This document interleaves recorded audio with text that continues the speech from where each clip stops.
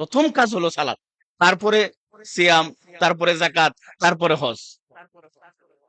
সম্মানিত উপস্থিতি, তাহলে এই সলাতের গুরুত্বটা কি অনেক বেশি। দেখেন ইসলামে যখন মক্কাতে সলাত যখন ফরজ করলো আল্লাহ তাআলা, তখন কিন্তু 2 রাকাত করে ফরজ হয়েছিল। পরবর্তীতে আপনার সফরের অবস্থায় 2 রাকাত বরবাদ মানে বহাল থাকলো, আর অন্য অবস্থায় জোহর, আসর, মাগরিব, এশা এগুলো কি সালাত বৃদ্ধি করা হলো। প্রিয় উপস্থিতি, দেখেন আমরা যদি নবীদের যুগে দেখি, শুধু সালাতটা শুধু আমাদের যুগেই না, এই উম্মতে মুহাম্মাদের উপরে না, পূর্ববর্তী যত নবী রাসূল ছিল তাদের উপর কি সালাত ছিল।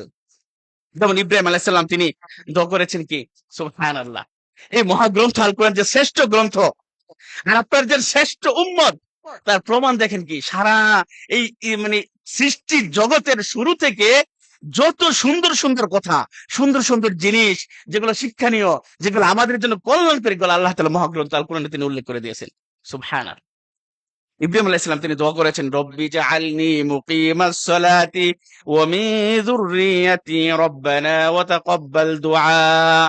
কয়জন আমরা দোয়া করি, অথচ তিনি নবী, তিনি দোয়া করেছেন, হে আমার প্রতিপালক, হে আমার প্রতিপালক, কি যে আলনি মুকিমাস সালাহ, আপনি আমাকে সলাত আদায়কারী হিসেবে আপনি কবুল করেন, সলাত আদায়কারী হিসেবে আপনি আমাকে গঠন মানে করেন, কবুল করেন। ওমিন যুররিয়াতি, শুধু আমাকেই না, আমাকে এবং আমার বংশধরদের মধ্য থেকে যারাই আসবে তাদেরকে সালাত আদায়কারী যেন হয় সেই হিসেবে আপনি কবুল করেন। সুবহানাল্লাহ। আর আমরা নিজের জন্য দোয়া করি না, সন্তানের জন্য, পরবর্তী বংশধরের জন্য কি দোয়া করবো আমরা, অথচ এটা আমাদের জন্য শিক্ষা।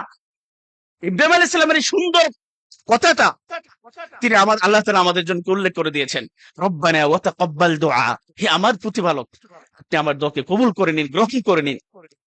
আমরা প্রত্যেকে দোয়া করবো ইনশাআল্লাহ।